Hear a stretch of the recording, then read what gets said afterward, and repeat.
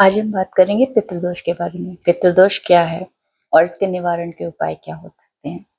पितृदोष अगर हम कुंडली के हिसाब से देखें तो जभी भी हमारे लग्न कुंडली में सूर्य या चंद्रमा राहु और केतु के साथ युति बनाएंगे तब वहां पर पितृदोष होगा। या फिर राहु और बृहस्पति जभी भी 6, 8, 12 में किसी तरह का युति बनाएंगे तब ये एस्पेक्ट से भी हम देख सकते हैं, और अगर एक साथ बैठे हुए हैं तो वहां पर भी पितृदोष होगा। यदि सूर्य शनि मंगल का युति कहीं पर भी बन रही है लग्न कुंडली के अंदर तो भी पितृदोष होगा।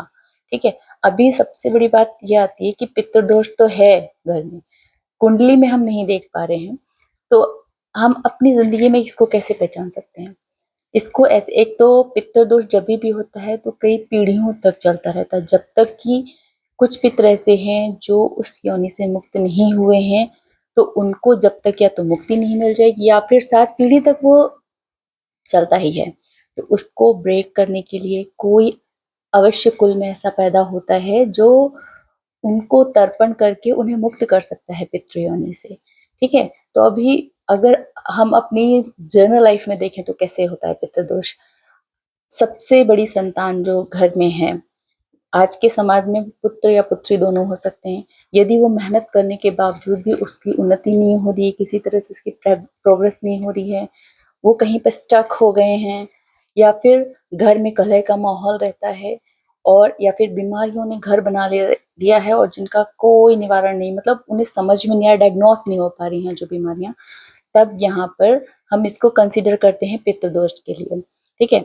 अभी पितृदोष है तो अब इसका उपाय क्या है। वैसे तो जितनी भी 12 महीने की अमावस है इसमें हमें पितृदोष के उपाय करते रहने चाहिए। ठीक है।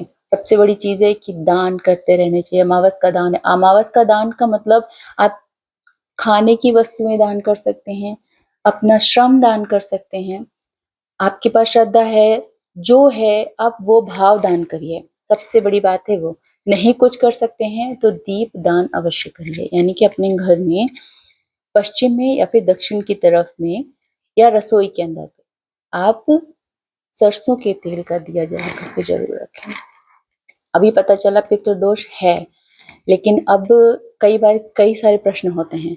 कैसे कि पितृदोष तो है लेकिन अब हम कर सकते हैं या नहीं। तो पितृदोष है तो पितरों का तर्पण प्रत्येक व्यक्ति कर सकता है, क्योंकि कोई ना कोई अपने वंश को, लीनेज को लेके आगे बढ़ रहा है ना, उस डीएनए को लेकर के आगे तो बढ़ रहा है ना। तो आपको अपने एंसेस्टर्स के लिए कुछ ना कुछ हमेशा करते रहना चाहिए। उनको अपनी तरफ से जो श्रद्धा भाव दान कर सकते हैं वो करते रहना चाहिए। ठीक है। अभी फिर आता है कि हमारे माता पिता तो हैं अभी जीवित, तो हम फिर क्यों करें, क्योंकि वो कर रहे हैं। तो आजकल के समाज में पहले क्या था, संयुक्त परिवार था, अभी परिवार एकल होते चले जा रहे हैं, या फिर किसी व्यवसाय की वजह से, स्टडी की वजह से, या फर्दर किसी भी चीज़ों की वजह से वहाँ पे हॉस्पिटैलिटी ऐसी नहीं है जिसकी वजह से संतान को बाहर रहना पड़ रहा है जाकर के।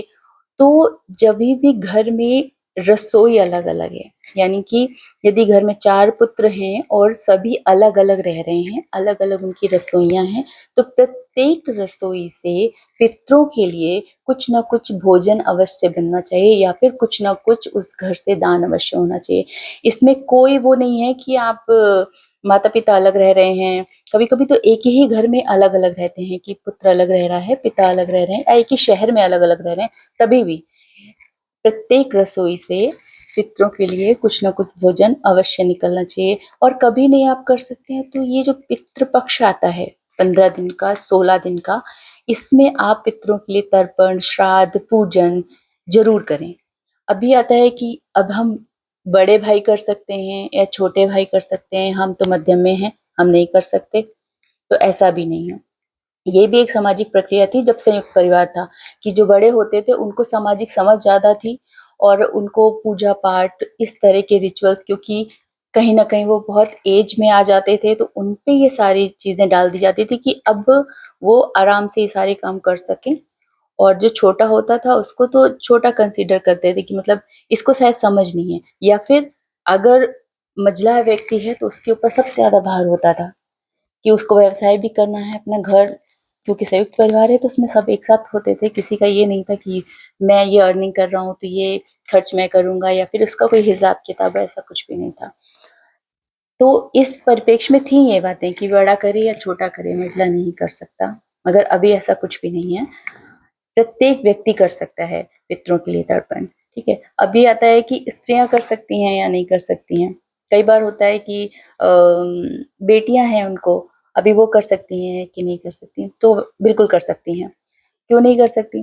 पहले वही चीज है कि जनेऊधारी कर सकता है पितरों का तर्पण। तो पहले जनेऊ भी होते थे लड़कियों के, और आज भी ये प्रचलन है। विवाह के बिल्कुल पहले जब बारात दरवाजे पर आती है तब वहां पर दूल्हे का दुर्गा जनेऊ होता है। भले उसका यज्ञोपवीत पहले से हो चुका हो, फिर भी उसको एक जनेऊ धारण करवाया जाता है।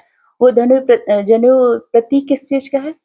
वो इस चीज का प्रतीक है कि आज से मैं अपने जीवन संगिनी की जितनी भी पारिवारिक रिस्पॉन्सिबिलिटी हैं, उनके प्रकृति के प्रति जितनी भी पारिवारिक रिस्पॉन्सिबिलिटी हैं, वो मैं फुलफिल करूंगा। यानी कि जो भी दायित्व उसके प्रकृति के लिए होते हैं, प्रकृति की सेवा, यानी कि बाहर जाकर, घर से बाहर जाकर के जो भी सेवाएं प्रदान करनी है, तब नहीं कर पाती ना। आज तो सब कुछ बराबर है, लड़कियां भी बाहर उतना ही काम कर रही हैं। ये उस जमाने की बात है जब स्त्रियों को ऐसा माना जाता था कि पुरुष की संगिनी है तो एक कोऑर्डिनेशन के साथ हम काम करेंगे। तुम्हारे जितने भी बाहर के काम थे वो मैं संभालूंगा आज से, और मेरे घर की जिम्मेदारी तुम संभालो। और ये सहमति से ऐसा होता था। मगर इसको धीरे धीरे करके कि दूसरी तरीके से इसको ले लिया गया कि अब औरतें सिर्फ घर का काम कर सकती हैं, बाहर का नहीं। वो बहुत लंबा टॉपिक है, इसको कभी और डिस्कस हम कर सकते हैं। तो उस समय पे जनेऊ पहनाया जाता है।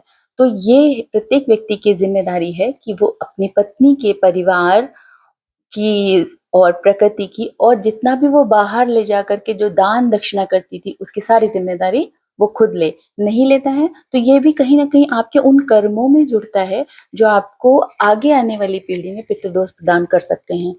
तो ऐसा है। दूसरा है कि कई लोग बोलते हैं कि हम तो गया जी हो आए हैं, गया जी में अपने पितरों को बैठा लाए, अब तो वो तर गए, अब उनको हमें कोई भी कर्म करने की ऐसी जरूरत नहीं है जो पितरों के प्रति हो। तो वो वैसे ही है जैसे कि आपने अपने माता पिता को या अपने पूर्वजों को एक बार भोजन प्रदान कर दिया, बहुत अच्छा, बहुत लैविश एकदम, और उसके बाद सोच लिया कि अब कोई जरूरत नहीं है। तो ऐसा नहीं होता है। जब हर साल पितृपक्ष आता है तो आपको हर साल, जैसे आप हर साल हर त्योहार मनाते हो, लक्ष्मी जी को खुश करने के लिए आप क्यों फिर दिवाली मनाते हो? फिर तो एक बार मना लो और बस हो गया। ऐसा नहीं ना, क्योंकि वो लक्ष्मी आ रही है, आपको कहीं ना कहीं ये है। तो वैसे ही पितरों का है, आपको पितरों के लिए हमेशा कुछ ना कुछ करते रहना चाहिए। और नहीं कर पा रहे हैं किसी कारण से, तो जो पितृपक्ष आता है इसमें तो जरूर करें। प्रत्येक रसोई से ये कार्य होना चाहिए, पितरों का तर्पण करना चाहिए। नहीं कर पा रहे हैं तो पितरों के लिए दान करना चाहिए। अब दान कैसे हो सकता है? सबसे बड़ी बात, जो वो 15 दिन आते हैं पितृपक्ष के, उसमें आप गाय के लिए सबसे पहली रोटी गाय के लिए बनाएं, और कोशिश करें कि नहा करके ही अपने रसोई में प्रवेश करें। मतलब कि जैसे बच्चे सुबह जा रहे हैं स्कूल के लिए या पति ऑफिस के लिए निकल रहे हैं तो बहुत जल्दी रहती है, मगर उस समय कोशिश करें आप थोड़ा सा जल्दी से नहा करके और फिर ही रसोई में जाएं। सुबह अपने दरवाजे पर पानी का छिड़काव जरूर करें। अगर कर सकते हैं तो धुल करके चौक डालें, नहीं कर सकते हैं तो आप पानी दोनों तरफ जरूर छिड़कें, क्योंकि उस समय भी पितर आपकी प्रतीक्षा करते हैं, ऐसा कहा जाता है। और अपने घर में उन 15-16 दिनों में आप कुछ भी घी से बनी हुई, चाहे भले एक पूड़ी बनाएं, एक पूड़ी बनाएं, थोड़ा सा उस पर मिश्री दाना रख दें, गुड़ रख दें, या हलवा बना लें, कभी बेसन का, आटे का, खीर बना लें। कुछ भी मीठा और कुछ घी से बना हुआ, एक पूड़ी 1 चम्मच घी में बन जाएगी। मतलब ये मैं सिर्फ इसलिए कह रही हूँ क्योंकि पितरों को हम कैसे भोजन दे सकते हैं? उसकी खुशबू से।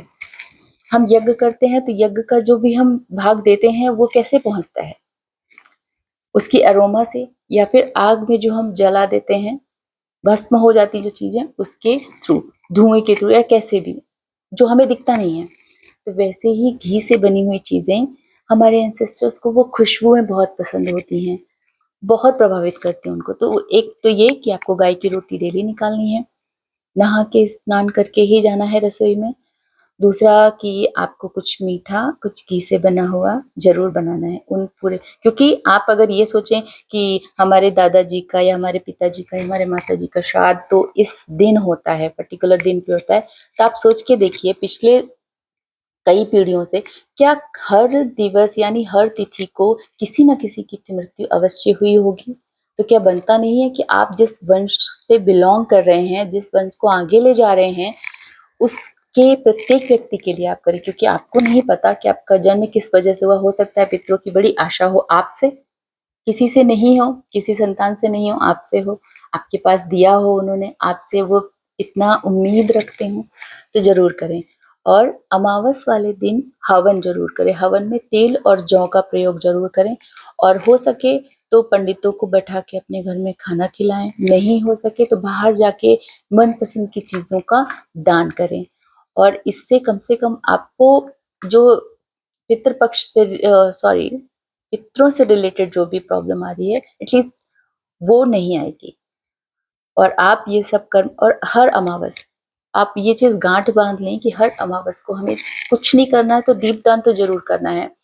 नहीं कुछ बाहर जाके कर पा रहे, नहीं श्रमदान कर पा रहे, नहीं किसी की सेवा कर पा रहे, नहीं ऐसा कर पा रहे कि हम किसी को हर्ट करें अपने शब्दों से, ये नहीं रोक पा रहे हैं, तो कम से कम इतना ज़रूर करें कि उस दिन दीपदान ज़रूर करें। धन्यवाद।